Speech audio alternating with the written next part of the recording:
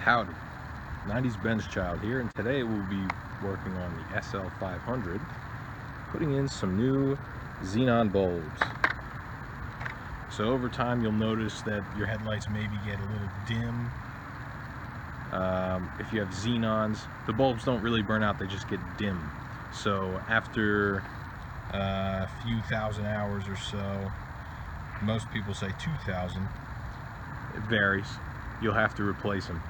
So that's what we're going to be walking through today. I'm going to show you the driver's side.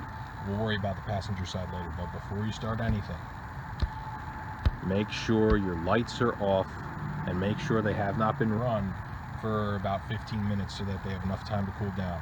If you really want to zoom in close on it, 25,000 volts, that's a lot. Careful, if you really want to be careful, unhook your battery. First, you're going to unscrew this counterclockwise from the back, so from the way you guys are facing. Just let it hang there. And next, we will go over this little brass ring in there. That's going to be tough to get. So if you look closely, you'll see this brass ring in here. You're going to want to push forward on the ring itself and turn it counterclockwise and take it off.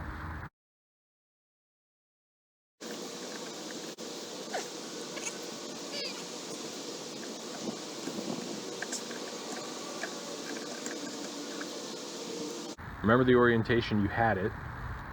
So in this case it was about something like that. So we'll put this aside. Then next we're going to take the bulb out.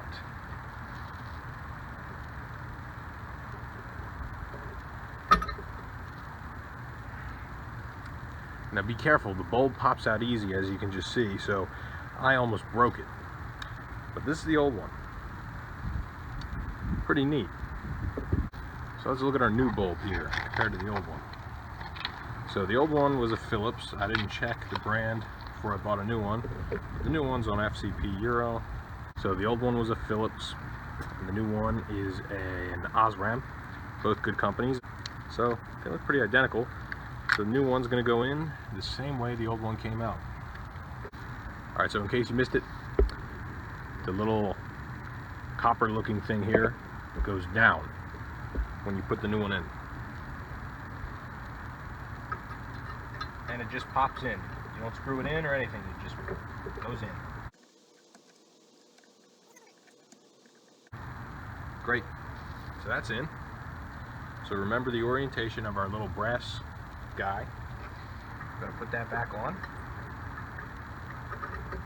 It should fit and it should turn and snap so that the little tabs are pointing 90 degrees.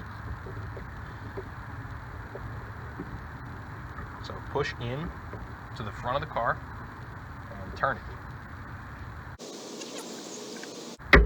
Oh shit.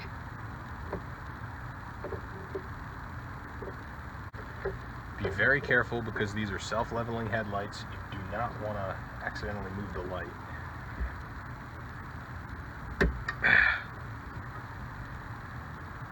Be persistent with it, but don't force it. So now we're going to put the cover back on.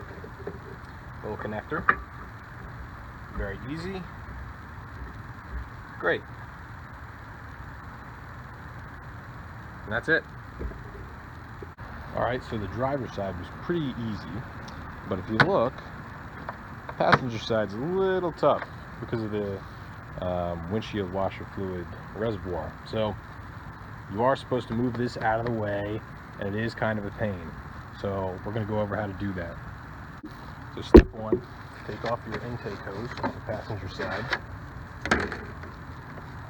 And you're going to look for this little knob down here, and it's going to loosen the reservoir, and you'll be able to lift it up.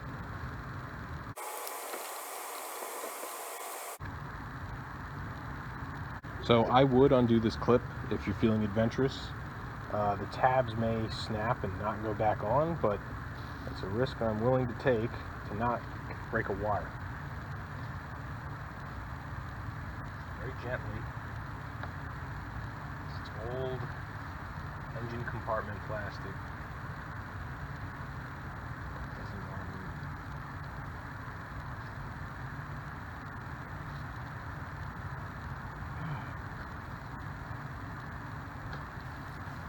careful with the two hoses leading into the reservoir. Not really. They're actually coolant lines that are designed to heat up the windshield washer fluid in winter. So you don't want to cause a leak in any of these.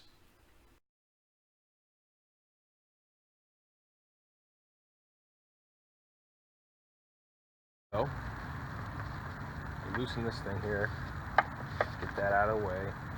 You should be able to just lift right up.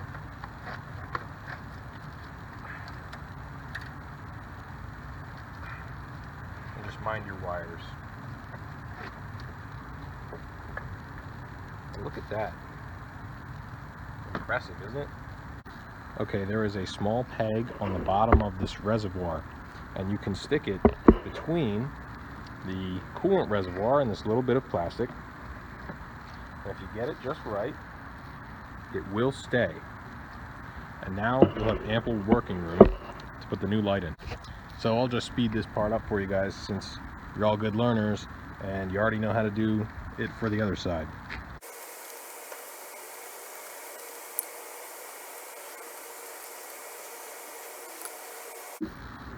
So nice update, I did not have matching bulbs in the car from the previous owner. So this one was a slightly different color. This was more yellow. The other one was a darker blue, almost purple. So now we will have two similar light bulbs.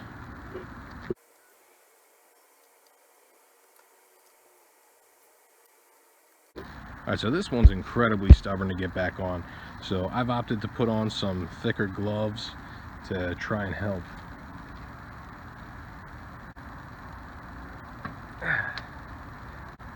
And that did the trick.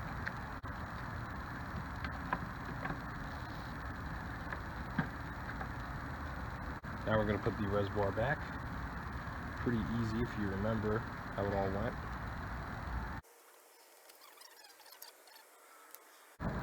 And don't forget to put this back.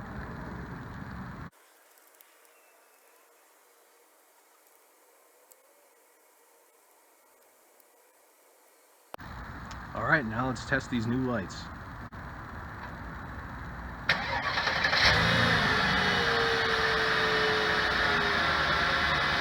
They look pretty bright to me. Wow. Perfect. Another job well done.